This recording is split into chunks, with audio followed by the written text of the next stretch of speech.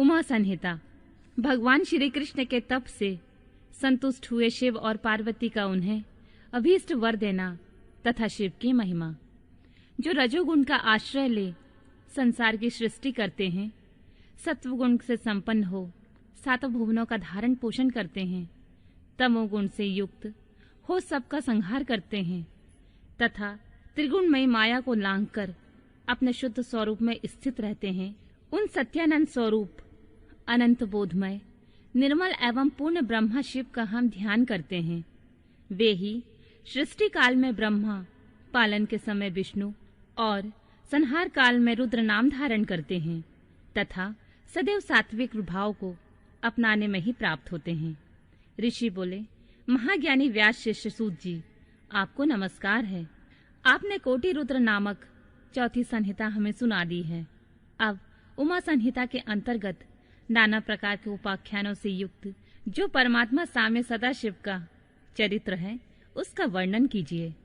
सूत जी ने कहा, शौनक आदि महर्षियों, भगवान शंकर का मंगलमय चरित्र परम दिव्य और भोग और मोक्ष को देने वाला है।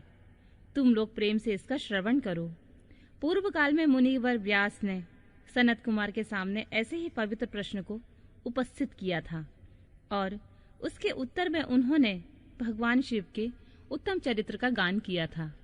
उस समय पुत्र की प्राप्ति के निमित्त श्री कृष्ण के हिमवान पर्वत पर जाकर महर्षि उपमन्यु से मिलने, उनकी बताई हुई पद्धति के अनुसार भगवान शिव की प्रसन्नता के लिए तप करने, उनसे तप से प्रसन्न होकर पार्वती, कार्तिकेय तथा गणेश सहित शिव के प्रकट होने तथा श्री कृष्ण के द्वारा उनकी स्तुति पूर्वक वरदान मांगने की कथा सुनाकर सनत कुमार जी ने कहा। श्री कृष्ण का वचन सुनकर भगवान भाव उनसे बोले, वासुदेव, तुमने जो कुछ मनोरथ किया है वह सब पूर्ण होगा। इतना कहकर त्रिशूलधारी भगवान शिव फिर बोले, यादवेंद्र, तुम्हें साम्य नाम से प्रसिद्ध एक महापराक्रमी बलवान पुत्र प्राप्त होगा।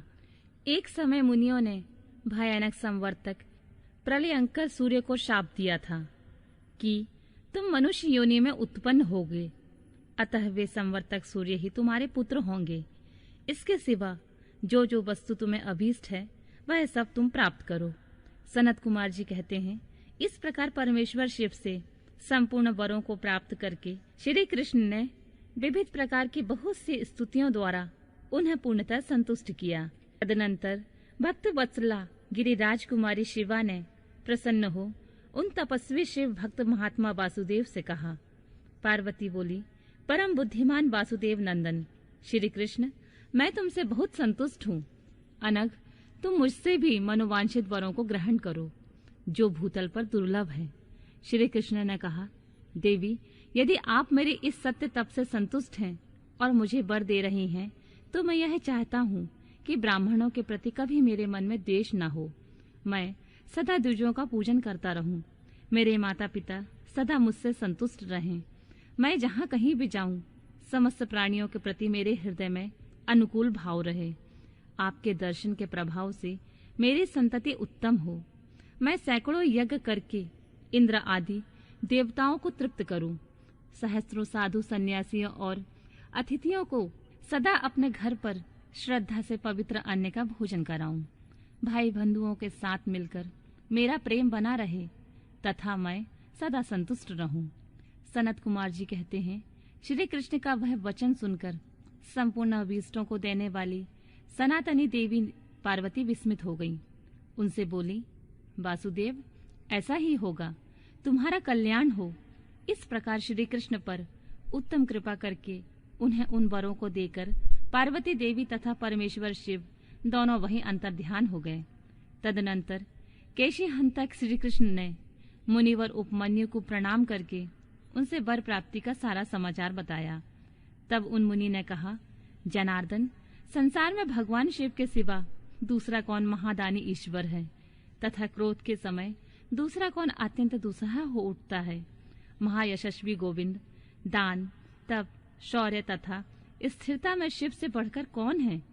अतः तुम शंभु के दिव्य ऐश्वर्य का सदा श्रवण करते रहो।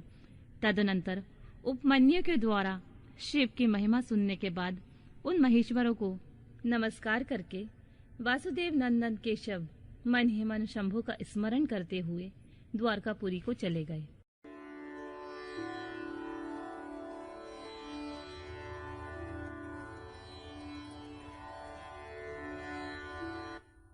नरक में गिराने वाले पापों का संक्षिप्त परिचय। सनत कुमार जी कहते हैं, व्यास जी, जो पाप परायण जीव महानरक के अधिकारी हैं, उनका संक्षेप में परिचय दिया जाता है। सावधान होकर सुनो। पर स्त्री को प्राप्त करने का संकल्प, पराये धन को अपहरण करने की इच्छा, चित्त के द्वारा अनिष्ट चिंतन तथा न करने योग्य कर्म में प्रवृत्त होने का दुराग्रह, ये 4 प्रकार के मानसिक पाप कर्म हैं। असंगत प्रलाप, बेसिर पैर की बातें, असत्य भाषण, अप्रिय बोलना और पीठ पीछे चुगली खाना, ये 4 वाचिक वाणी द्वारा होने वाले पाप कर्म हैं। अभक्ष्य भक्षण, प्राणियों की हिंसा, व्यर्थ के कार्यों में लगना तथा दूसरे के धन को हड़प लेना, ये 4 प्रकार के शारीरिक पाप कर्म हैं।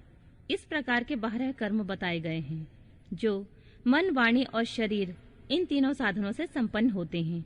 जो संसार सागर से पार उतारने वाले महादेव जी से द्वेष करते हैं, वे सब के सब नरकों के समुद्र में गिरने वाले हैं। उनको बड़ा भारी पातक लगता है। जो शिव ज्ञान का उपदेश देने वाले तपस्वी की, गुरुजनों की ओर पिता ताऊ आदि की निंदा करते हैं, वे उन्मत्त मनुष्य नरक समुद्र में गिरते हैं। ब्रह्म हत्यारा, मदिरा पीने वाला, सुवर्ण चुराने वाला, गुरु पत्नीगामी तथा इन 4 से संपर्क रखने वाला 5वीं श्रेणी का पापी, ये सब के सब महापातकी कहे गए हैं। जो क्रोध से, लोभ से, भय से तथा द्वेष से ब्राह्मण के वध के लिए महान मर्म भेदी दोष का वर्णन करता है, वह ब्रह्म हत्यारा होता है। जो ब्राह्मण को बुलाकर उसे कोई वस्तु देने के पश्चात फिर ले लेता है तथा जो निर्दोष पुरुष पर दोषारोपण करता है, वह मनुष्य भी ब्रह्म हत्यारा होता है। जो भरी सभा में उदासीन भाव से बैठे हुए श्रेष्ठ द्विजों को अपनी विद्या के अभिमान से अपमानित करके उसे निस्तेज कर देता है, उसे ब्रह्म हत्यारा कहा गया है। जो दूसरों के यथार्थ गुणों का भी बलात् खंडन करके झूठे गुणों द्वारा अपने आप को उत्कृष्ट सिद्ध करता है, वह भी निश्चय ही ब्रह्म हत्यारा होता है। जो सांडों द्वारा बाही जाती हुई गौओं के तथा गुरु से उपदेश ग्रहण करते हुए द्विजों के कार्यों में विघ्न डालता है, उसे ब्रह्म हत्यारा कहते हैं। जो देवताओं, ब्राह्मणों तथा गौओं के उपयोग में दी हुई भूमि को हर लेता है, उसे ब्रह्म हत्यारा कहा गया है। देवता और ब्राह्मण के धन को हर लेना तथा अन्याय से धन कमाना ब्रह्म हत्या के समान ही पातक जानना चाहिए। जिस किसी व्रत, नियम तथा यज्ञ को ग्रहण करके उसे त्याग देना तथा 5 महायज्ञों का अनुष्ठान न करना मदिरापान के समय पातक बताया गया है। पिता और माता को त्याग देना, झूठी गवाही देना, ब्राह्मण से झूठा वादा करना, शिव भक्तों को मांस खिलाना और अभक्ष्य वस्तुओं का भक्षण करना ब्रह्म हत्या के तुल्य कहा गया है। वन में निरापराध प्राणियों का वध कराना भी ब्रह्म हत्या के ही तुल्य है। साधु पुरुषों को चाहिए कि वह ब्राह्मण के धन को त्याग दे, उसे धर्म के कार्य में भी न लगाए, अन्यथा ब्रह्म हत्या का दोष लगता है। गौओं के मार्ग में, वन में तथा गांव में जो लोग आग लगाते हैं, वे भी ब्रह्म हत्या ही करते हैं।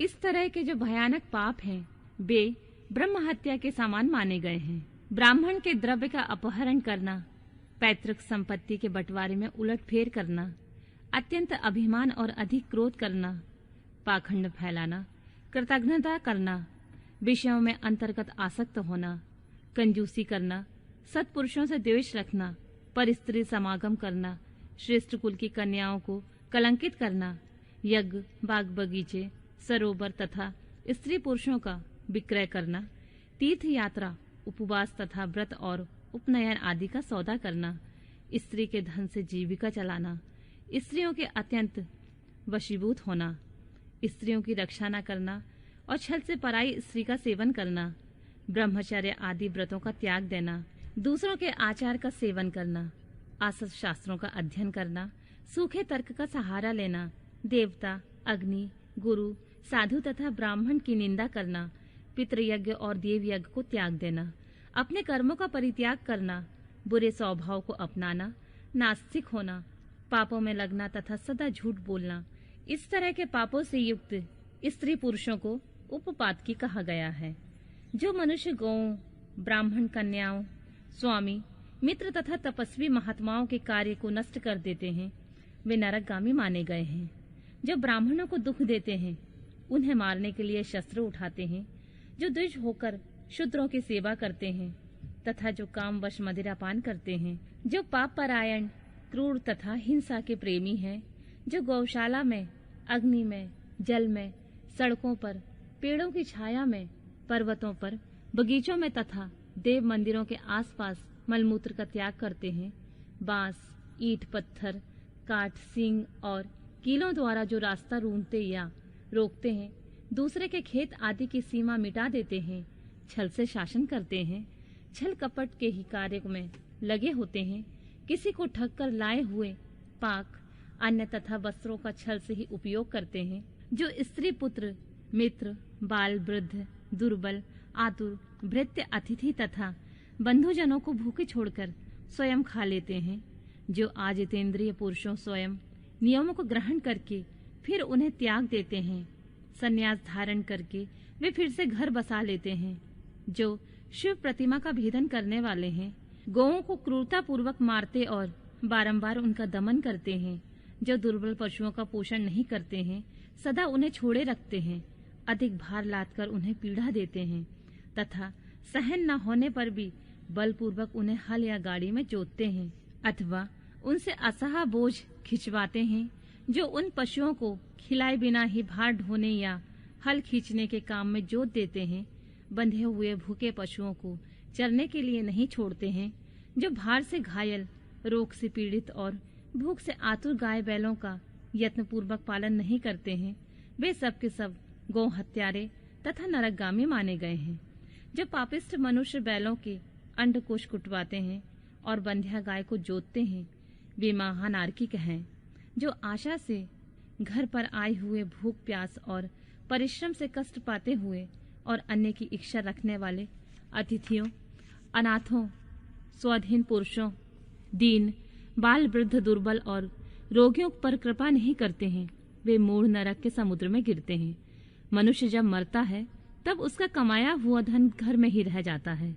भाई बंधु भी शमशान तक जाकर लौट आते हैं, केवल उसके किए हुए पाप और पुण्य ही परलोक के पथ पर जाने वाले उस जीव के साथ जाते हैं।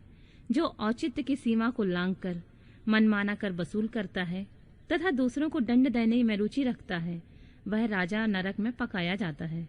जिस राजा के राज्य में प्रजा घूसखोरों अपनी रुचि के अनुसार कम दाम देकर अधिक कीमत का माल लेने वाले अधिकारियों तथा चोर डाकुओं से अधिक सताई जाती है, वह राजा भी नरकों में पकाया जाता है। पराई स्त्रियों के साथ व्यभिचार और चोरी करने वाले प्रचंड पुरुषों से जो पाप लगता है, वह पर स्त्रीगामी राजा को भी लगता है। जो साधु को चोर और चोर को साधु समझता है तथा बिना विचारे ही निरपराध को प्राण दंड देता है, वह राजा नरक में पड़ता है। जिस किसी पराये द्रव्य को सरसों बराबर भी चुरा लेने पर मनुष्य नरकों में गिरते हैं, इसमें संशय नहीं है।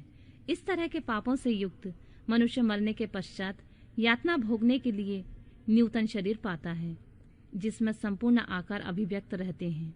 इसलिए किए हुए पाप का प्रायश्चित कर लेना चाहिए, अन्यथा 100 करोड़ कल्पों में भी बिना भोगे हुए पाप का नाश नहीं हो सकता।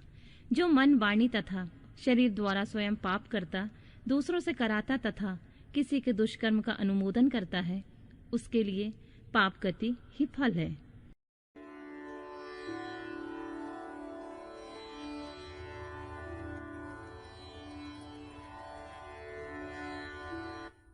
पापियों और पुण्यात्माओं की यमलोक यात्रा। सनत कुमार जी कहते हैं, व्यास जी, मनुष्य 4 प्रकार के पापों से यमलोक में जाते हैं। यमलोक अत्यंत भयदायक और भयंकर है। वहाँ समस्त देवधारियों को विवश होकर जाना पड़ता है। कोई ऐसे प्राणी नहीं है जो यमलोक में ना जाते हों। किए हुए कर्म का फल कर्ता को अवश्य भोगना पड़ता है। इसका विचार करो। जीवों में जो शुभ कर्म करने वाले सौम्य चित्त और दयालु हैं, वे सौम्य मार्ग से यमपुरी के पूर्व द्वार में जाते हैं। जो पापी पाप कर्म परायण तथा दान से रहित हैं, वे भयानक दक्षिण मार्ग से यमलोक की यात्रा करते हैं। मृत्यु लोक से 86,000 योजन की दूरी लांघकर नाना रूप वाले यमलोक की स्थिति है, यह जानना चाहिए। पुण्य कर्म करने वाले लोगों को तो वह नगर निकटवर्ती सा जान पड़ता है, परंतु भयानक मार्ग से यात्रा करने वाले पापियों को वह बहुत दूर स्थित दिखाई देता है। वहां का मार्ग कहीं तो तीखे कांटों से युक्त है, कहीं कंकड़ों से व्याप्त है, कहीं छुरे की धार के समान तीखे पत्थर उस मार्ग पर जड़े गए हैं, कहीं बड़ी भारी कीचड़ फैली हुई है। छोटे बड़े पातकों के अनुसार वहां की कठिनाइयों में भी भारीपन और हल्कापन है। कहीं कहीं यमपुरी के मार्ग पर लोहे की सुई के समान तीखे डांव फैले हुए हैं। तदनंतर यमपुरी के मार्ग की भीषण यातनाओं और कष्टों का वर्णन करके सनत कुमार जी ने कहा, व्यास जी, जिन्होंने कभी दान नहीं किया वे लोग इस प्रकार दुख उठाते हैं और सुख की याचना करते हुए उस मार्ग पर जाते हैं। जिन्होंने पहले से ही दान रूपी पाथे राह खच ले रखा है वे सुख पूर्वक यमलोक की यात्रा करते हैं। इस रीति से कष्ट उठाकर पापी जीव जब प्रेतपुरी में पहुंच जाते हैं तब उनके विषय में यमराज को सूचना दी जाती है। उनकी आज्ञा पाकर दूत उन पापियों को यमराज के आगे ले जाकर खड़े करते हैं। वहाँ जो शुभ कर्म करने वाले लोग होते हैं उनको यमराज स्वागत पूर्वक आसन देकर पाद्य और अर्घ निवेदन करके प्रिय वर्ताव के द्वारा सम्मानित करते हैं और कहते हैं, वेदोक्त कर्म करने वाले महात्माओं, आप लोग धन्य हैं जिन्होंने दिव्य सुख की प्राप्ति के लिए पुण्य कर्म किया है। अतः आप लोग दिव्यांगनाओं के भोग से भूषित तथा संपूर्ण मनोवांछित पदार्थों से संपन्न निर्मल स्वर्गलोक में जाइए। वहाँ महान भोगों का उपभोग करके अंत में पुण्य के क्षीण हो जाने पर जो कुछ थोड़ा अशुभ शेष बच जाए उसे फिर यहाँ आकर भोगिएगा। जो धर्मात्मा मनुष्य होते हैं वे मानो यमराज के लिए मित्र के समान होते हैं। वे यमराज को सुख पूर्वक सौम्य धर्मराज के रूप में देखते हैं, किंतु जो क्रूर कर्म करने वाले होते हैं वे यमराज को भयानक रूप में देखते हैं। उनकी दृष्टि में यमराज का मुख दाढ़ों के कारण विकराल जान पड़ता है, नेत्र त्रेड़ी भुवों से प्रतीत होते हैं, उनके केश ऊपर को उठे होते हैं, दाढ़ी मूछ बड़ी बड़ी होती है, ओंठ ऊपर की ओर फड़कते रहते हैं, उनकी 18 भुजाएं होती हैं, वे कुपित तथा काले कोयलों की ढेर से दिखाई देते हैं, उनके हाथों में सब प्रकार के अस्त्र शस्त्र उठे होते हैं, वे सब प्रकार के दंड का भय दिखाकर उन पापियों को डांटते रहते हैं। बहुत बड़े भैंसे पर आरूढ़ हो लाल वस्त्र लाल माला धारण करके बहुत ऊंचे महामेरु के समान दृष्टिगोचर होते हैं। उनके नेत्र प्रज्वलित अग्नि के समान उद्दीप्त दिखाई देते हैं। उनका शब्द प्रलय काल के मेघ की गर्जना के समान गंभीर होता है। वे ऐसे जान पड़ते हैं मानो महासागर को पी रहे हैं, गिरिराज को निगल रहे हैं और मुंह से आग उगल रहे हैं। उनके समीप प्रलय काल की अग्नि के समान प्रभा वाले मृत्यु देवता खड़े रहते हैं। काजल के समान काले काल देवता और भयानक कृतांत देवता भी रहते हैं। इनके सिवा भारी उग्र महामारी भयंकर काल रात्रि अनेक प्रकार के रोगों तथा भांति भांति के भयानक कुष्ठ मूर्तिमान और हो हाथों में शक्तिशूल अंकुश पाश चक्र और खड़ग लिए खड़े रहते हैं। वज्र तुल्य मुख धारण करने वाले रुद्रगण शूर तरकस और धनुष धारण किए हुए वहां उपस्थित होते हैं। नाना प्रकार के आयुध धारण करने वाले महान वीर एवं भयंकर हैं। इनके अतिरिक्त असंख्य महावीर यमदूत जिनके अंग कांति काले कोयले के समान काली होती है, संपूर्ण अस्त्र शस्त्र लिए बड़े भयंकर जान पड़ते हैं। ऐसे परिवार से घिरे हुए घोर यमराज तथा भीषण चित्रगुप्त को पापिष्ट प्राणी देखते हैं। यमराज इन पाप कर्मियों को बहुत डांटते हैं और भगवान चित्रगुप्त धर्मयुक्त वचनों द्वारा उन्हें समझाते हैं।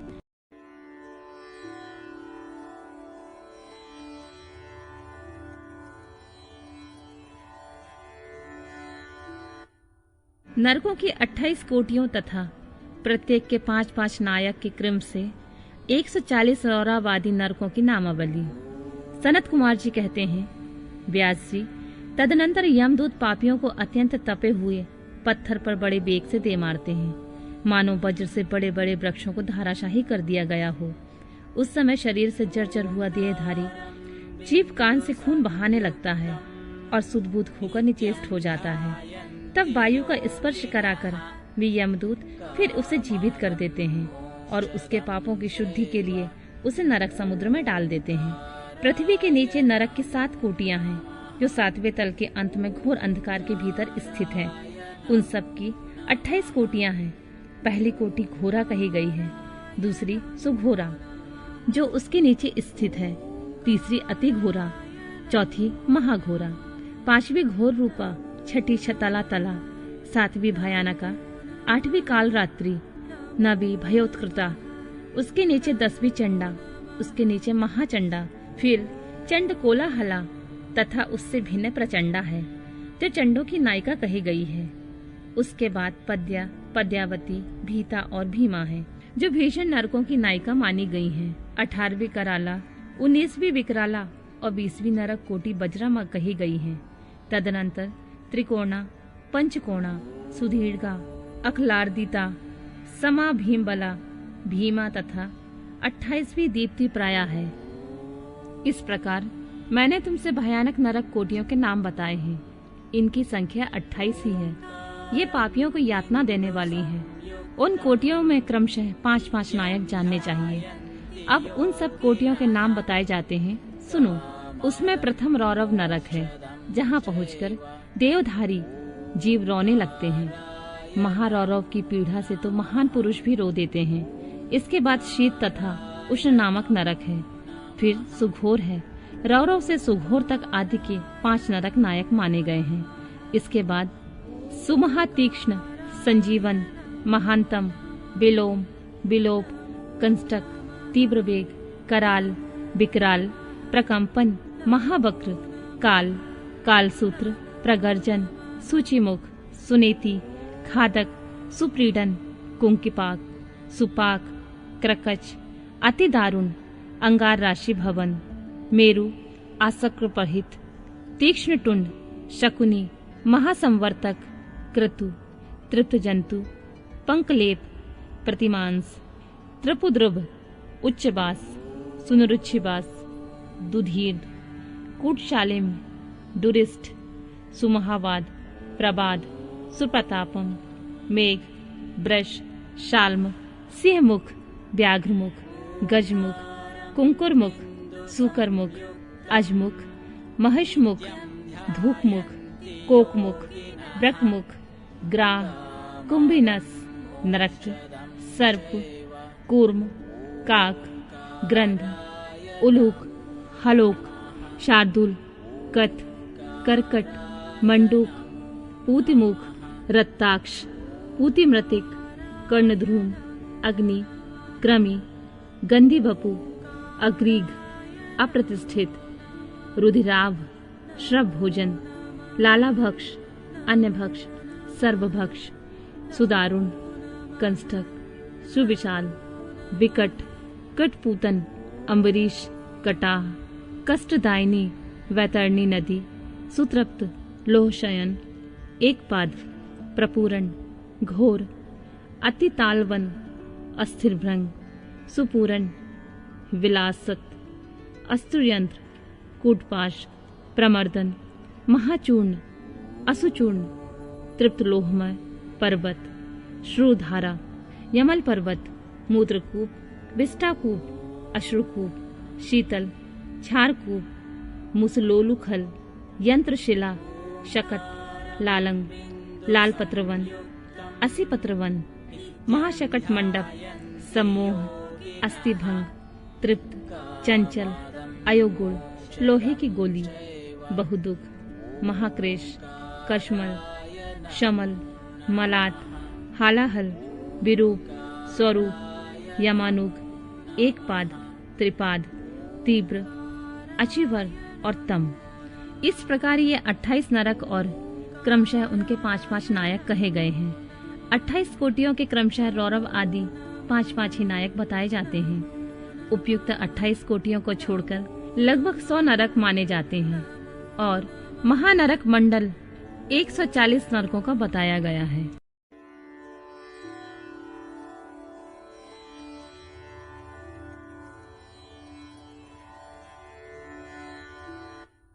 विभिन्न पापों के द्वारा मिलने वाली नरक यातना का वर्णन तथा कुंकरवली, काकवली एवं देवता आदि के लिए दी हुई बलि की आवश्यकता एवं महत्ता का प्रतिपादन।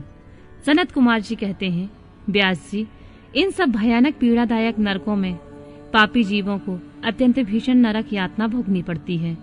जो मिथ्या आगम पाखंडियों के शास्त्र में प्रवत होता है वह दुजिया नामक नरक में जाता है और जिहा के आकार में आधे कोस तक फैले हुए तीक्ष्ण हलों द्वारा उसे विशेष पीड़ा दी जाती है।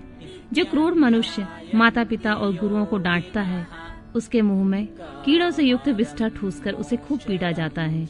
जो मनुष्य शिव मंदिर, बगीचे, बावड़ी, कूप, तड़ाक तथा ब्राह्मण के स्थान को नष्ट भ्रष्ट कर देते हैं और वहां स्वेच्छा अनुसार रमण करते हैं, वे नाना प्रकार के भयंकर कोहलू आदि के द्वारा पेरे और पकाए जाते हैं तथा प्रलय काल पर्यंत नरक अग्नि में पकते रहते हैं।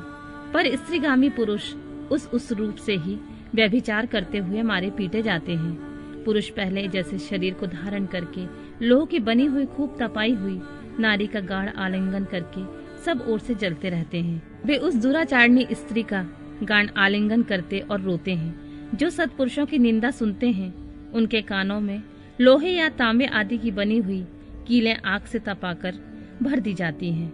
इनके सिवा जस्ते, शीशे और पीतल को गलाकर पानी के समान करके उनके कान में भरा जाता है। फिर बारंबार गर्म दूध और खूब तपाया हुआ तेल उनके कानों में डाला जाता है। फिर उनके कानों पर वज्र का लेप कर दिया जाता है। इस प्रकार क्रमशः उनके कानों को उपयुक्त वस्तुओं से भरकर उनको नरक में यातनाएं दी जाती हैं। क्रमशः सभी नरकों में सब ओर ये यातनाएं प्राप्त होती हैं और सभी नरकों की यातनाएं बड़ा कष्ट देने वाली होती हैं। जो माता पिता के प्रति भौं टेढ़ी करके अथवा उनकी ओर उद्दंडता पूर्वक दृष्टि डालते या हाथ उठाते हैं, उनके मुखों को अंत तक लोहे की कीलों से दृढ़ता पूर्वक भर दिया जाता है। जो मनुष्य लुभाकर स्त्रियों की ओर अपलक दृष्टि से देखते हैं, उनकी आंखों में तपाकर आग के समान लाल की हुई सुइयां भर दी जाती हैं। जो देवता अग्नि, गुरु और ब्राह्मणों को अग्रभाग निवेदन किए बिना ही भोजन कर लेते हैं, उनकी जिहा और मुख में लोहे की सैकड़ों कीलें तपाकर ठूस दी जाती हैं।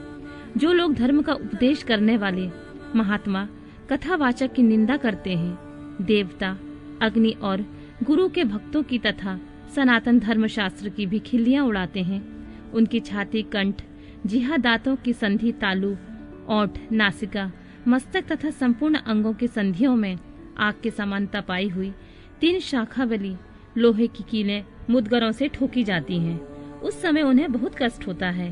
तत्पश्चात सब ओर से उनके घावों पर तपाया हुआ नमक छिड़क दिया जाता है। फिर उस शरीर में सब ओर बड़ी बड़ी यातनाएं होती हैं। जो पापी शिव मंदिर के पास अथवा देवता के बगीचों में मलमूत्र का त्याग करते हैं, उनके लिंग और अंडकोश को लोहे के मुदगरों से चूर चूर कर दिया जाता है तथा आग से तपाई हुई सुइयां उसमें भर दी जाती हैं, जिससे मन और इंद्रियों को महान दुख होता है। जो धन रहते हुए भी तृष्णा के कारण उसका दान नहीं करते और भोजन के समय घर पर आए हुए अतिथियों का अनादर करते हैं, वे पाप का फल पाकर अपवित्र नरक में गिरते हैं। जो कुत्तों और गौओं को उनका भाग अर्थात बलि न देकर स्वयं भोजन कर लेते हैं, उनके खुले हुए मुंह में 2 कीलें ठोक दी जाती हैं। यमराज के मार्ग का अनुसरण करने वाले जो श्याम और शबल, सांवले और चितकबरे 2 कुत्ते हैं, मैं उनके लिए यह अन्न का भाग देता हूँ। वे इस बलि को ग्रहण करें। पश्चिम, वायव्य, दक्षिण और नैऋत्य दिशा में रहने वाले जो पुण्यकर्मा कौवे हैं, वे मेरी इस दी हुई बलि को ग्रहण करें। इस अभिप्रथा के दो मंत्रों से क्रमशः कुत्ते और कौवे को बलि देनी चाहिए। जो लोग यत्न पूर्वक भगवान शंकर की पूजा करके विधिवत अग्नि में आहुति दे शिव संबंधी मंत्रों द्वारा बलि समर्पित करते हैं, वे यमराज को नहीं देखते और स्वर्ग में जाते हैं। इसलिए प्रतिदिन बलि देनी चाहिए। एक चौकोर मंडप बनाकर उसे गंध आदि से अधिवासित करें।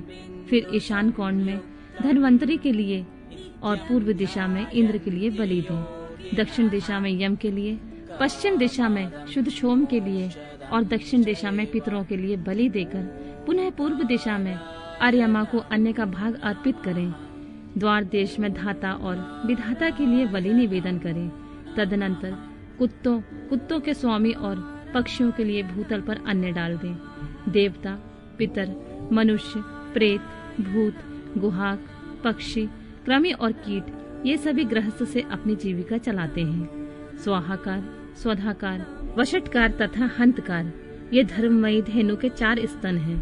स्वाहाकार नामक स्तन का पान देवता करते हैं। स्वधा का पितर लोग, वशटकार का दूसरे देवता और भूतेश्वर तथा हंतकार नामक स्तन का सदा ही मनुष्यगण पान करते हैं। जो मानव श्रद्धा पूर्वक इस धर्ममयी धेनु का सदा ठीक से समय पर पालन करता है वह अग्निहोत्री हो जाता है।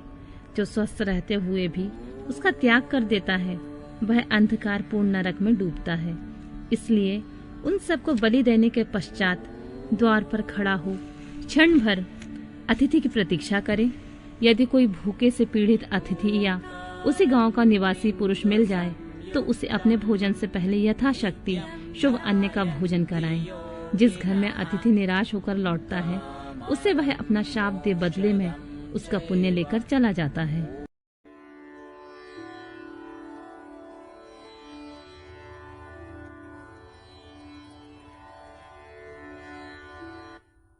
यमलोक के मार्ग में सुविधा प्रदान करने वाले विविध दानों का वर्णन। व्यास जी बोले, प्रभु, पापी मनुष्य बड़े दुख से यमलोक के मार्ग में जाते हैं। अब आप मुझे उस धर्मों का परिचय दीजिए जिनसे जीव सुख पूर्वक यम मार्ग पर यात्रा करते हैं। सनत कुमार जी ने कहा, मुने, अपना किया हुआ शुभाशुभ कर्म बिना विचारे विवश होकर भोगना पड़ता है। अब मैं उन धर्मों का वर्णन करता हूँ जो सुख देने वाले हैं। इस लोक में जो श्रेष्ठ कर्म करने वाले कोमलचित और दयालु पुरुष हैं वे भयंकर यम मार्ग पर सुख से यात्रा करते हैं। जो श्रेष्ठ ब्राह्मणों को जूता और खड़ाऊ दान करता है वह मनुष्य विशाल घोड़े पर सवार होकर बड़े सुख से यमलोक को जाता है। छत्र दान करने से मनुष्य उसी मार्ग पर उसी तरह छाता लगाकर चलते हैं जैसे यहाँ छाते वाले लोग चलते हैं। शिविका का दान करने से मनुष्य रथ के द्वारा सुख से यात्रा करते हैं। शैया और आसन का दान करने से दाता यमलोक के मार्ग में विश्राम करते और सुख पूर्वक जाता है। जो बगीचे लगाते हैं और छायादार वृक्षों का आरोपण करते हैं अथवा सड़क के किनारे वृक्षारोपण करते हैं वे धूप में भी बिना कष्ट उठाए यमलोक को जाते हैं।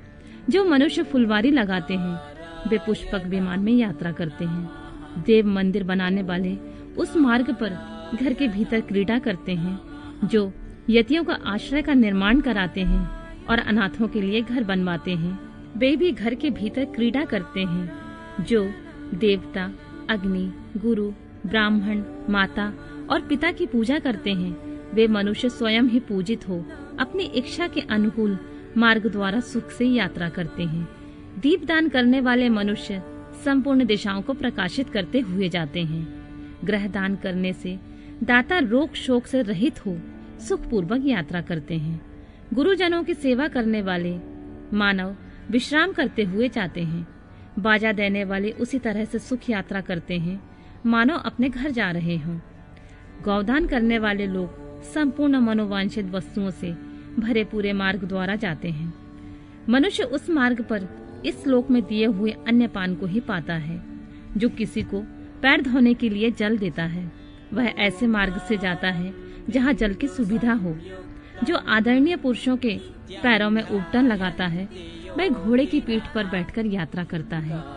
व्यास जी, जो पाद्य, अभ्यंग, अंगराज, दीपक, अन्न और घर दान करता है उसके पास यमराज कभी नहीं जाते। सुवर्ण और रत्न का दान करने से मनुष्य दुर्गम संकटों और स्थानों को लांघता हुआ जाता है।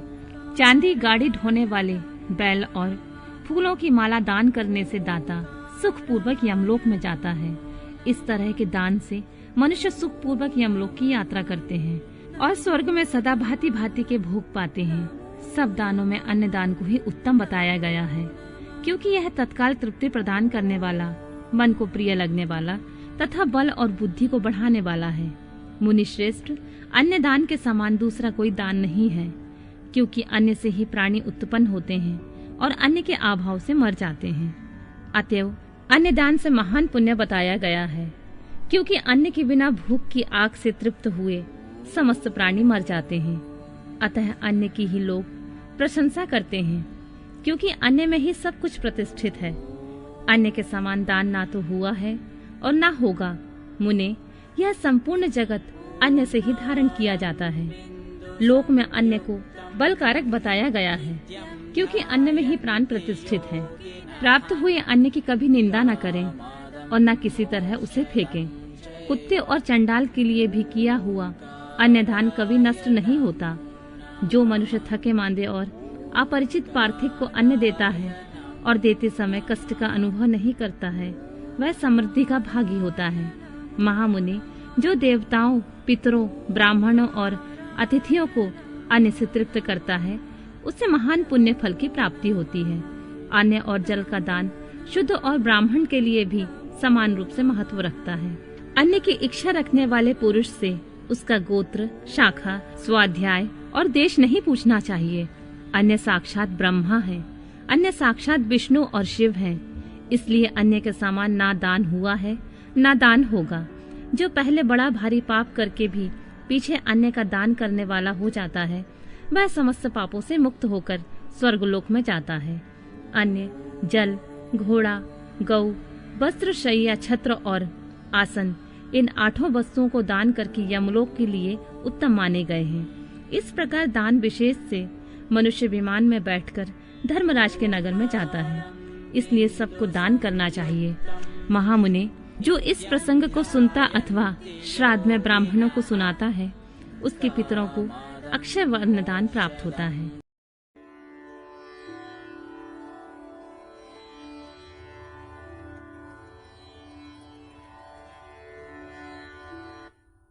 जलदान, जलाशय निर्माण, वृक्षारोपण, सत्य भाषण और तप की महिमा। सनत कुमार जी कहते हैं, व्यास जी, जलदान सबसे श्रेष्ठ है। वह सब दानों में सदा उत्तम है, क्योंकि जल सभी जीव समुदाय को तृप्त करने वाला जीवन कहा गया है। इसलिए बड़े स्नेह के साथ अनिवार्य रूप से प्रपादान, पौंसला बनाकर दूसरों को पानी पिलाने का प्रबंध करना चाहिए। जलाशय का निर्माण इस लोक और परलोक में भी महान आनंद की प्राप्ति कराने वाला होता है। यह सत्य है, सत्य है, इसमें संशय नहीं है। इसलिए मनुष्य को चाहिए कि वह कुआं, बावड़ी और तालाब बनवाए। कुएं में जब पानी निकल आता है, तब वह पापी पुरुष के पाप कर्म का आधा भाग हर लेता है तथा सत्कर्म में लगे हुए मनुष्य के सदा समस्त पापों को हर लेता है। जिसके खुदवाए हुए जलाशय में गौ, ब्राह्मण तथा साधु पुरुष सदा पानी पीते हैं, वह अपने सारे वंश का उद्धार कर देता है। जिसके जलाशय में गर्मी के मौसम में भी अनिवार्य रूप से पानी टिका रहता है, वह कभी दुर्गम एवं विषम संकट को प्राप्त नहीं होता है। जिसके पोखरों में केवल वर्षा ऋतु में जल ठहरता है, उससे प्रतिदिन अग्निहोत्र करने का फल मिलता है, ऐसा ब्रह्मा जी का कथन है। जिसके तड़ाग में शरद काल तक जल ठहरता है, उसे सहस्त्र गौदान का फल मिलता है, इसमें संशय नहीं है। जिसके तालाब में हेमंत और शिशिर ऋतु तक पानी मौजूद रहता है, वह बहुत सी सुवर्ण मुद्राओं का दक्षिणा से युक्त यज्ञ का फल पाता है। जिसके सरोवर में वसंत ऋतु और ग्रीष्म काल तक पानी बना रहता है, उसे अतिरात्र और अश्वमेघ यज्ञों का फल मिलता है, ऐसा मनीषी महात्माओं का कथन है। मुनिवर व्यास, जीवों की तृप्ति प्रदान करने वाले जलाशय के उत्तम फल का वर्णन किया गया है।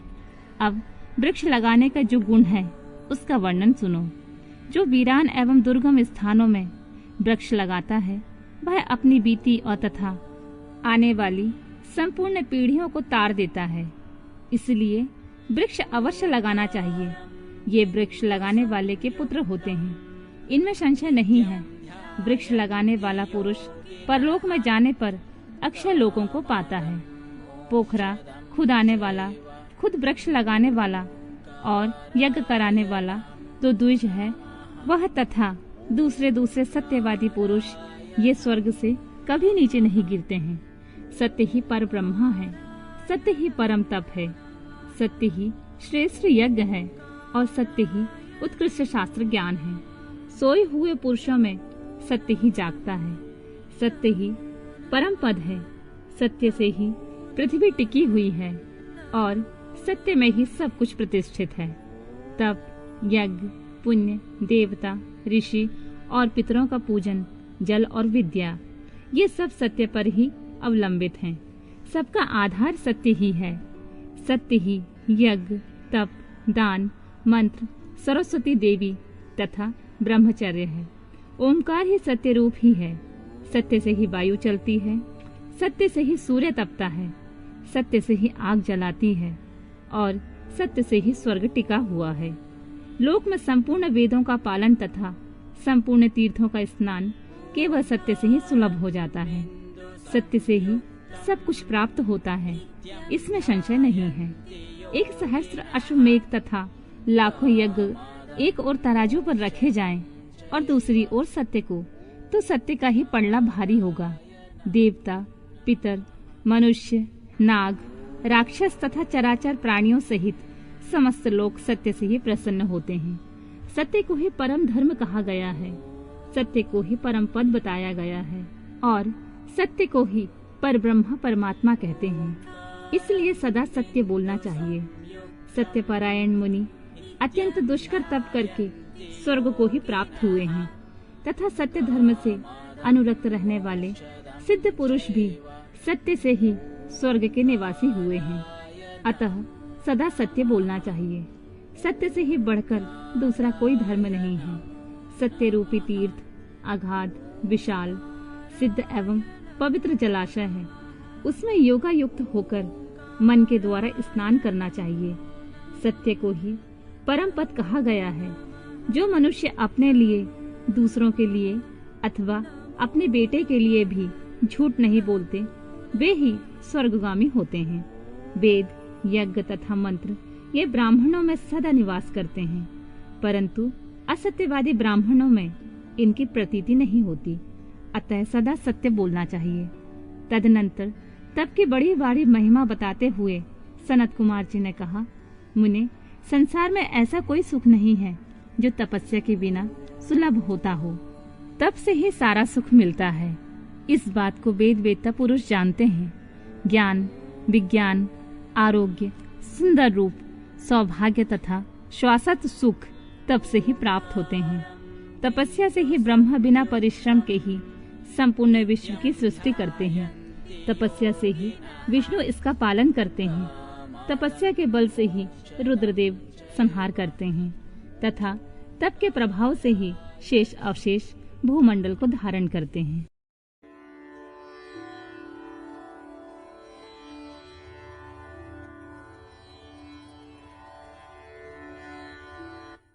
वेद और पुराणों के स्वाध्याय तथा विविध प्रकारों के दान की महिमा, नरकों का वर्णन तथा उसमें गिराने वाले पापों का दिग्दर्शन, पापों के लिए सर्वोत्तम प्रायश्चित, शिव स्मरण तथा ज्ञान के महत्व का प्रतिपादन। सनत कुमार जी कहते हैं, मुने, जो वन में जंगली फल फूल खाकर तप करता है और जो वेद की एक ऋचा का स्वाध्याय करता है, इन दोनों का फल समान है। श्रेष्ठ द्विज वेदा अध्ययन से जिस पुण्य को पाता है, उससे दूना फल वह उस वेद को पढ़ाने से पाता है। मुनि, जैसे चंद्रमा और सूर्य के बिना जगत में अंधकार छा जाता है, उसी प्रकार पुराण के बिना ज्ञान का आलोक नहीं रह जाता है। अज्ञान का अंधकार छाया रहता है। इसलिए सदा पुराण का अध्ययन करना चाहिए। अज्ञान के कारण नरक में पड़कर सदा संतृप्त होने वाले लोक का जो शास्त्र का ज्ञान देकर समझाता है, वह पुराण वक्ता अपनी इस महत्ता के कारण सदा पूजनीय है। जो साधु पुरुष पुराण वक्ता विद्वान को दान का पात्र समझकर बड़ी प्रसन्नता के साथ उसे उत्तमोत्तम वस्तुएं देता है, वह परम गति को प्राप्त होता है। जो सुपात्र ब्राह्मण को भूमि, गौ, रथ, हाथी और सुंदर घोड़े देता है, उसके पुण्य फल का वर्णन सुनो। वह इस जन्म में और परलोक में भी संपूर्ण अक्षय मनोरथों को पा लेता है तथा अश्वमेघ यज्ञ के फल का भी भागी होता है। मुनीश्वर, जो पुरुष भगवान शिव की कथा सुनता है, वह कर्मों के विशाल वन को जलाकर संसार में तर जाता है। जो 2 घड़ी, 1 घड़ी अथवा 1 क्षण भी भक्ति भाव से भगवान शिव की कथा सुनते हैं, उनकी कभी दुर्गति नहीं होती है। मुने, संपूर्ण दानों अथवा संपूर्ण यज्ञों में जो पुण्य होता है वही फल शिव पुराण सुनने में अविचल रूप से प्राप्त हो जाता है। व्यास जी, विशेषतः कलयुग में पुराण श्रवण के बिना मनुष्य के लिए दूसरा कोई श्रेष्ठ धर्म नहीं है। वही उनके लिए मोक्ष और ध्यान रूपी फल देने वाला बताया गया है। शिव पुराण का श्रवण और शिव नाम का कीर्तन मनुष्य के लिए कल्प वृक्ष का रमणीय फल है, इसमें संशय नहीं है। यज्ञ, दान, तप और तीर्थ सेवन से जो फल मिलता है उसी को मनुष्य पुराणों के श्रवण मात्र से पा लेता है। प्रतिदिन सुपात्र लोग को बड़े बड़े दान देने चाहिए। वे दान के दाता के उद्धारक होते हैं। प्रियवर, सुवर्ण दान, गौ दान और भूमि दान ये पवित्र दान हैं, जो दाता को तो तारते ही हैं, लेने वालों का भी उद्धार कर देते हैं। सुवर्ण दान, गौ दान और पृथ्वी दान, इन श्रेष्ठ दानों को करके मनुष्य सब पापों से मुक्त हो जाता है। तुला दान की तो बड़ी प्रशंसा की गई है। गौ और पृथ्वी के दान भी प्रशस्त एवं समान शक्ति वाले हैं, परंतु सरस्वती का दान इन सबसे अधिक उत्तम है। नित्य दुही जाने वाली गाय, छाता, वस्त्र, जूता और अन्न और जल, ये सब वस्तुएं याचकों को देनी चाहिए। ब्राह्मणों को तथा अपीड़ित याचकों को जो संकल्प पूर्वक धनादि वस्तुओं का दान किया जाता है उससे दाता मनस्वी होता है। लोक में जो जो अत्यंत अभीष्ट और प्रिय हैं, वह यदि घर में हो तो उसे अक्षय बनाने की इच्छा वाले पुरुषों को, गुणवान पुरुष को दान करना चाहिए। तुला पुरुष का दान सब दानों में उत्तम है। जो अपने लिए कल्याण चाहे उसे तराजू पर बैठना और अपने शरीर से तौली गई वस्तुओं का दान करना चाहिए। दिन में, रात में, दोनों संध्याओं के समय, दोपहर में, आधी रात के समय तथा भूत, वर्तमान और भविष्य तीनों कालों में मन, वाणी और शरीर द्वारा किए गए सारे पापों को तुला पुरुष का दान दूर कर देता है। इसके बाद ब्रह्मांड दान का महत्व एवं ब्रह्मांड का वर्णन करके सनत कुमार जी ने कहा, मुनिवरों में श्रेष्ठ व्यास, पाताल लोक से ऊपर जो नरक है उसका वर्णन मुझसे सुनो। पापी पुरुष उन्हीं में यातनाएं भोगते हैं। रौरव, शूकर, रोध, ताल, विवसन या विरसन, महाज्वाल, तृप्त कुंभ, लवण, बिलोहित, पीव, बहाने वाले वैतरणी, कृमि या क्रमीश, क्रमि भोजन, कृष्ण, असी पत्रवन, दारुण, लाला भक्ष, पूषवय, पाप, बाहिज्वाल, अधशिरा, संदश, कालसूत्र, तमस, अवीची, रोधन, श्रव भोजन, अप्रतिष्ठित, महारौरव और शालमली इत्यादि बहुत से दुखदायक नरक वहाँ हैं। व्यास जी, उनमें जो पाप कर्म परायण पुरुष पकाए जाते हैं उनका क्रमशः वर्णन करता हूँ, सावधान होकर सुनो। जो मनुष्य ब्राह्मणों, देवताओं तथा गौओं के लिए हितकर कार्यों के सिवा अन्य किसी कार्य के लिए झूठी गवाही देता है अथवा सदा झूठ बोलता है, वह रौरव नरक में जाता है। जो भूषण गर्भस्थ शिशु की हत्या और सुवर्ण की चोरी करने वाला, गाय को कटघरे में बंद करने वाला, विश्वासघाती, शराबी, ब्रह्म हत्यारा, दूसरों के द्रव्य का अपहरण करने वाला तथा इन सब का संगी है, वह मरने पर तृप्त कुंभ नामक नरक में जाता है। गुरु के वध से भी इसी नरक की प्राप्ति होती है। बहन, माता, गौ तथा पुत्री का वध करने से भी तृप्त कुंभ में ही गिरना पड़ता है। साध्वी स्त्री को बेचने वाला, अधिक ब्याज लेने वाला, केश विक्रय करने वाला तथा अपने भक्तों को त्यागने वाला, ये सभी पापी तृप्तलोह नामक नरक में पकाए जाते हैं। जो नराधम गुरुजनों का अपमान करने वाला तथा उनके प्रति दुर्वचन बोलने वाला है और जो वेद की निंदा करने वाला है, वेद बेचने वाला तथा अगम्य स्त्री संभोग करने वाला है, वे सब के सब लवण नामक नरक में जाते हैं। चोर बिलोहित नामक नरक में गिरता है। मर्यादा को दूषित करने वाले पुरुषों की भी ऐसी ही गति होती है। जो पुरुष देवता, ब्राह्मण और पितृगण से द्वेष करने वाला होता है तथा जो रत्न को दूषित करता है, वह कृत्रिम भक्ष नामक नरक में पड़ता है। जो दूषित यज्ञ, दूसरों को हानि पहुंचाने के लिए अभिचारिक प्रयोग या हिंसा प्रधान तामस यज्ञ करता है, वह क्रमीश नामक नरक में पड़ता है। जो नराधम पितृगण, देवगण और अतिथियों को छोड़कर भोजन कर लेता है वह उग्र लला भक्ष नामक नरक में गिरता है। जो शस्त्र समूहों का निर्माण करता है वह भी उसी में जाता है। जो द्विज अंत्यज से सेवा लेता है, असत दान ग्रहण करता है, यज्ञ के अनाधिकारियों से यज्ञ कराता है और अवक्षय भक्षण करता है, ये सब के सब रुधिरौध नामक नरक में गिरते हैं। जो सोमरस को बेचने वाले हैं उनकी भी यही गति होती है। यज्ञ और ग्राम को नष्ट करने वाला घोर बैतरणी नदी में पड़ता है। जो नई जवानी से मतवाले हो धर्म की मर्यादा को तोड़ते हैं, अपवित्र आचार विचार में रहते हैं और छल कपट से जीविका चलाते हैं, वे कृत नामक नरक में जाते हैं। जो अकारण ही वृक्षों को काटता है वह असिपत्रवन नामक नरक में जाता है।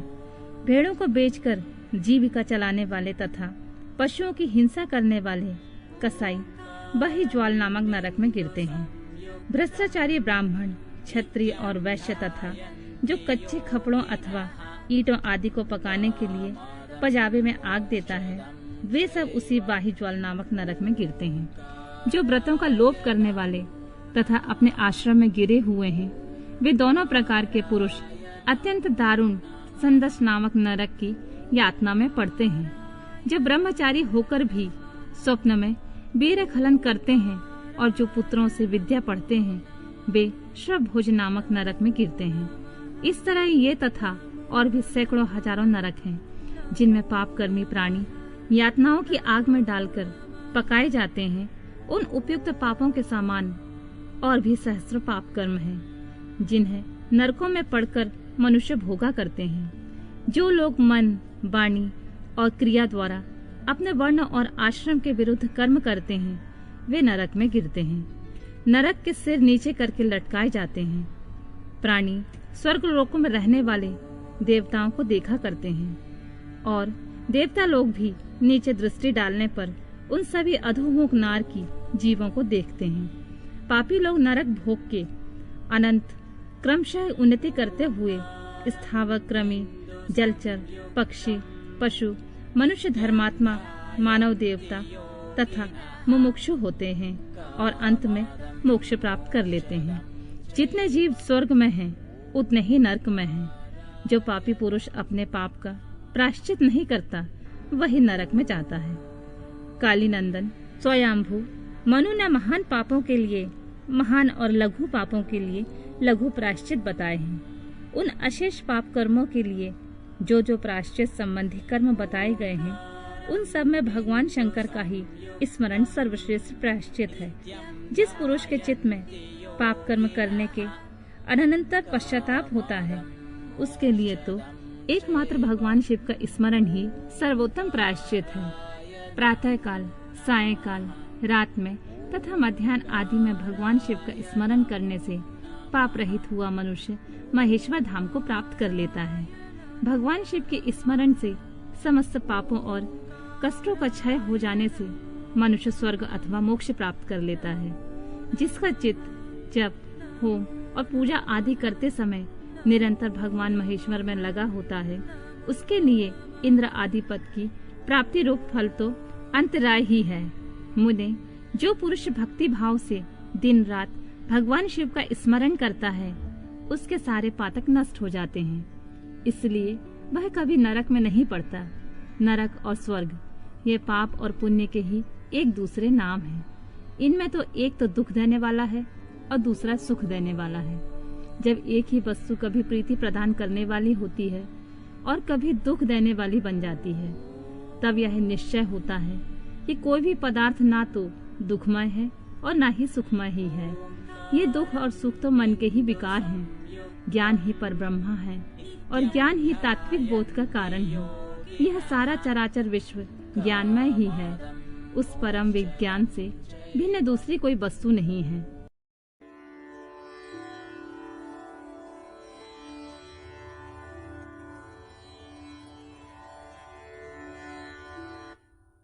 मृत्युकाल निकट आने के कौन कौन से लक्षण हैं, इसका वर्णन। इसके पश्चात दीपों, लोकों और मनुओं का परिचय देकर संग्राम के फल शरीर एवं स्त्री स्वभाव आदि का वर्णन किया गया है। तदनंतर काल के विषय में व्यास जी के पूछने पर सनत कुमार जी ने कहा, मुनि श्रेष्ठ, पूर्व काल में पार्वती ने नाना प्रकार की दिव्य कथाएं सुनकर परमेश्वर शिव को प्रणाम करके उनसे यह बात पूछी थी। पार्वती बोली, भगवान, मैंने आपकी कृपा से संपूर्ण मत जान लिया है। देव, जिन मंत्रों द्वारा जिस विधि से जिस प्रकार आपकी पूजा होती है वह भी मुझे ज्ञात हो गया है। किंतु प्रभु, एक और संशय रह गया है, वह है काल चक्र के संबंध में। देव, मृत्यु का क्या चिन्ह है? आयु का क्या प्रमाण है? नाथ, यदि मैं आपके प्रिया हूँ तो यह सब बातें मुझे बताइए। महादेव जी ने कहा, प्रिय, यदि अकस्मात शरीर सब ओर से सफेद या पीला पड़ जाए और ऊपर से कुछ लाल दिखे तो यह जानना चाहिए कि वह मनुष्य की मृत्यु 6 महीने के भीतर हो जाएगी। शिवे, जब मुंह, कान, नेत्र और जीहा का स्तंभन हो जाए तब भी 6 महीने के भीतर ही मृत्यु जाननी चाहिए। भद्रे, जो रूरू मृग के पीछे होने वाली शिकारियों की भयानक आवाज को भी जल्दी नहीं सुनता, उसकी मृत्यु भी 6 महीने के भीतर ही जाननी चाहिए। जब सूर्य, चंद्रमा या अग्नि के सानिध्य से प्रकट होने वाले प्रकाश को मनुष्य नहीं देखता, उसे सब कुछ काला काला अंधकारमय सब दिखाई देता है, तब उसका जीवन 6 मास से अधिक नहीं होता। देवी प्रिय, जब मनुष्य का बायां हाथ लगातार 1 सप्ताह तक फड़कता ही रहे तब उसका जीवन 1 मास से शेष रह जाता है, ऐसा जानना चाहिए। इसमें संशय नहीं है। जब सारे अंगों में अंगड़ाई आने लगे और तालू सूख जाए तब वह मनुष्य 1 मास तक ही जीवित रहता है, इसमें कोई संशय नहीं है। त्रिदोष में जिसकी नाक बहने लगे उसका जीवन 15 दिन से अधिक नहीं चलता। मुंह और कंठ सूखने लगे तो यह जानना चाहिए कि 6 महीने बीतते बीतते इसकी आयु समाप्त हो जाएगी। भामिनी, जिसकी जीभ फूल जाए और दांतों से मवाद निकलने लगे उसकी भी 6 महीने के भीतर ही मृत्यु हो जाती है। इन चिन्हों से मृत्यु काल को समझना चाहिए। सुंदरी, जल, तेल, घी तथा दर्पण में जब अपनी परछाई न दिखाई दे या विकृत दिखाई दे तब काल चक्र के ज्ञाता पुरुषों को यह जान लेना चाहिए कि उनकी भी आयु 6 महीने से अधिक शेष नहीं है। देवी, अब तुम दूसरी बात सुनो, जिससे मृत्यु का ज्ञान होता है। जब अपनी छाया को सिर से रहित देखे अथवा अपने को छाया से रहित पाए तब वह मनुष्य 1 मास से अधिक जीवित नहीं रहता। पार्वती, ये मैंने अंगों में प्रकट होने वाले मृत्यु के लक्षण बताए हैं। भद्रे, अब बाहर प्रकट होने वाले लक्षणों का वर्णन करता हूँ, सुनो। देवी, जब चंद्रमंडल या सूर्यमंडल प्रभाहीन एवं लाल दिखाई दे तब आधे मास से ही मनुष्य की मृत्यु हो जाती है। अरुंधति, महायान, चंद्रमा, इन्हें जो न देख सके अथवा जिन ताराओं का दर्शन न हो ऐसा मनुष्य 1 मास तक जीवित रहता है। यदि ग्रहों का दर्शन होने पर भी दिशाओं का ज्ञान न हो, मन पर मूर्ता छाई रहे तो 6 महीने में निश्चय ही मृत्यु हो जाती है। यदि उदत्य नामक तारा का, ध्रुव का अथवा सूर्यमंडल का भी दर्शन न हो सके, रात में इंद्रधनुष और मध्याह्न में उल्कापात उगता दिखाई दे तथा गिद्ध और कौवे घेरे रहे तो उस मनुष्य की आयु 6 महीने से अधिक नहीं है। यदि आकाश में सप्तऋषि तथा स्वर्ग मार्ग में छाया पथ न दिखाई दे तो कालज्ञ पुरुषों को उस पुरुष की आयु 6 मास ही शेष समझनी चाहिए। जो अकस्मात सूर्य और चंद्रमा को राहु से ग्रस्त देखता है और संपूर्ण दिशाएं जिसे घूमती दिखाई देती हैं, वह अवश्य ही 6 महीने में मर जाता है। यदि अकस्मात नीली मक्खियां आकर पुरुष को घेर लें तो वास्तव में उसकी आयु 1 मास ही शेष जाननी चाहिए। यदि गीध, कौवा अथवा कबूतर सिर पर चढ़ जाए तो वह पुरुष शीघ्र ही 1 मास के भीतर ही मर जाता है, इसमें संशय नहीं है।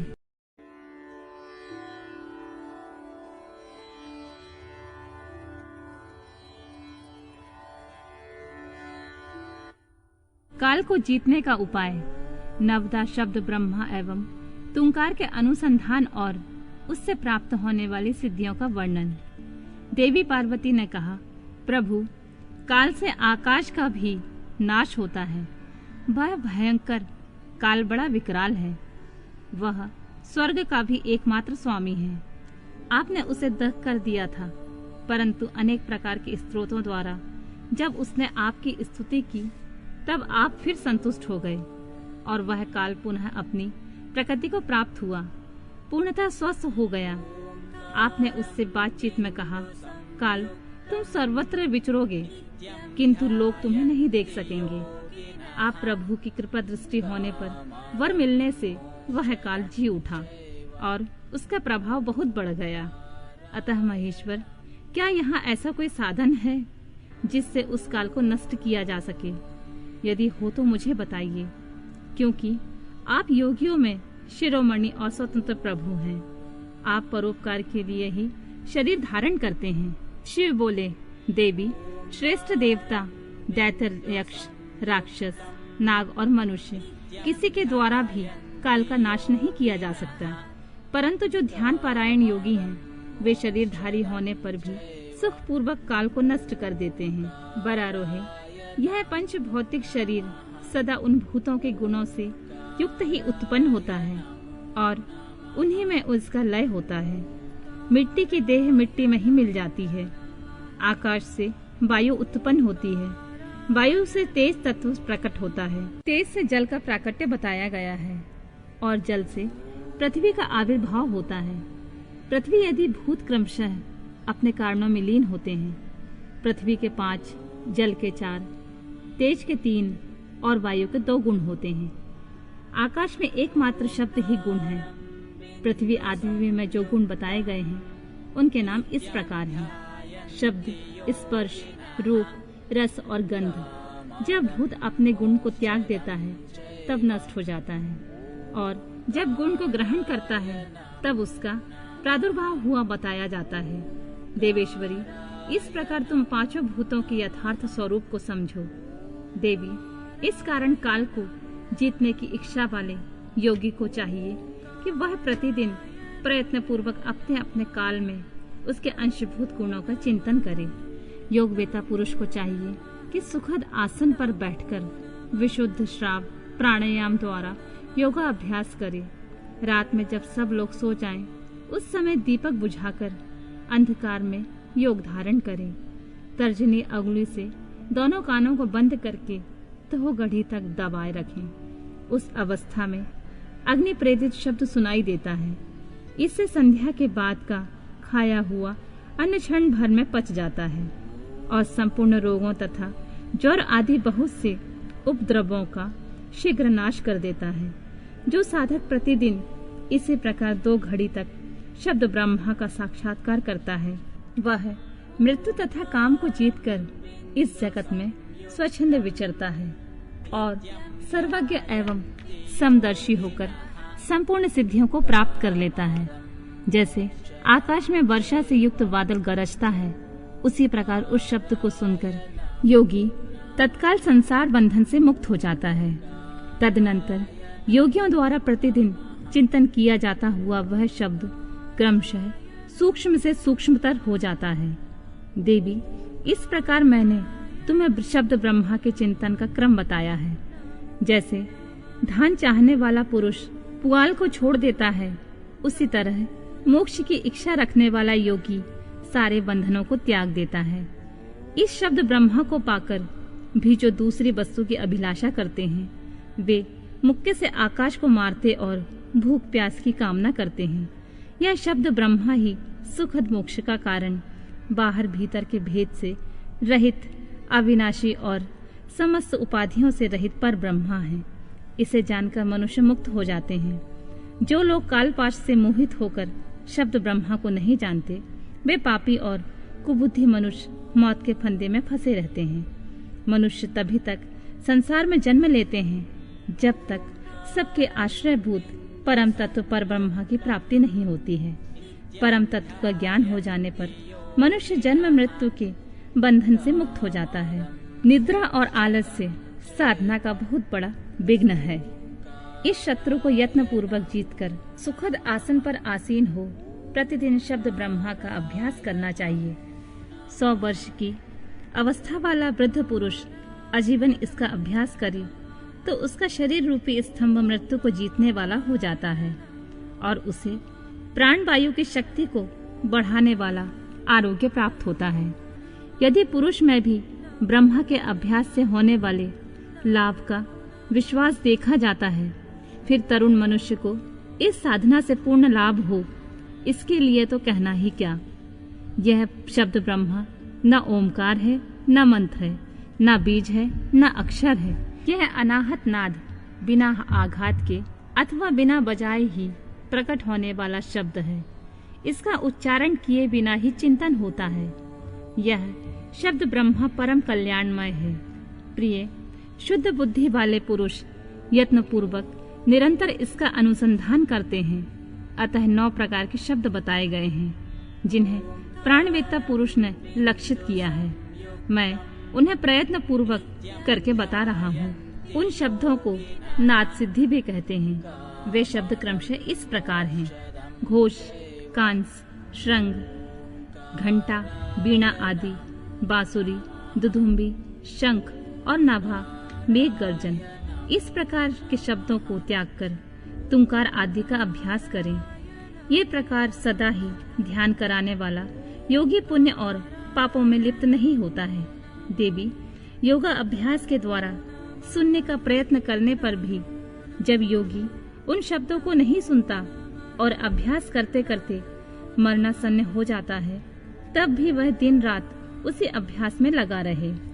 ऐसा करने से 7 दिनों में वह शब्द प्रकट होता है जो मृत्यु को जीतने वाला होता है। देवी वह शब्द 9 प्रकार का है। उसका मैं यथार्थ रूप से वर्णन करता हूँ। पहले तो घोषात्मक नाद प्रकट होता है जो आत्मशुद्धि का उत्कृष्ट साधन है। वह उत्तम नाद सब रोगों को हर लेने वाला तथा मन को वशीभूत करके अपनी ओर खींचने वाला है। दूसरा कांस्यनाद है जो प्राणियों की गति को स्तंभित कर देता है। वह विष, भूत और ग्रह आदि सबको बांधता है, इसमें संशय नहीं है। तीसरा श्रृंगनाद है जो अभिचार से संबंध रखने वाला है। उसका शत्रु के उच्चाटन और मारण में वियोग एवं प्रयोग करें। चौथा घंटानाद है जिसका साक्षात परमेश्वर शिव उच्चारण करते हैं। वह नाद संपूर्ण देवताओं को आकृष्ट कर लेता है। फिर भूतल के मनुष्यों की तो बात ही क्या है। यक्षों और गंधर्वों की कन्याएं उस नाद से आकृष्ट हो योगी को उसकी इच्छा के अनुसार महासिद्धि प्रदान करती हैं तथा उसकी अन्य कामनाएं भी पूर्ण हो जाती हैं। 5वां नाद वीणा है जिसे योगी पुरुष सदा सुनते हैं। देवी उस वीणा के नाद से दूरदर्शन की शक्ति प्राप्त होती है। वंशीनाद का ध्यान करने वाले योगी को संपूर्ण तत्व प्राप्त हो जाता है। दुधुम्बी का चिंतन करने वाला साधक जरा और मृत्यु के कष्ट से छूट जाता है। देवेश्वरी शंखनाद का अनुसंधान होने पर इच्छा अनुसार रूप धारण करने की शक्ति प्राप्त होती है। मेघनाद के चिंतन से योगी को कभी भी विपत्ति का सामना नहीं करना पड़ता। वराना ने जो प्रतिदिन एकाग्रचित से ब्रह्मा रूपी तुंकार का ध्यान करता है उसके लिए कुछ भी असाध्य नहीं होता है। उसे मनोवांछित सिद्धियां प्राप्त हो जाती हैं। वह सर्वज्ञ, सर्वदर्शी और इच्छा अनुसार रूपधारी होकर सर्वत्र विचरण करता है। कभी विकारों के वशीभूत नहीं होता है। वह साक्षात शिव ही है, इसमें संशय नहीं है। परमेश्वरी, इस प्रकार मैंने तुम्हारे समक्ष शब्द ब्रह्मा के नवधा स्वरूप का पूर्णतः वर्णन किया है। अब और क्या सुनना चाहती हो?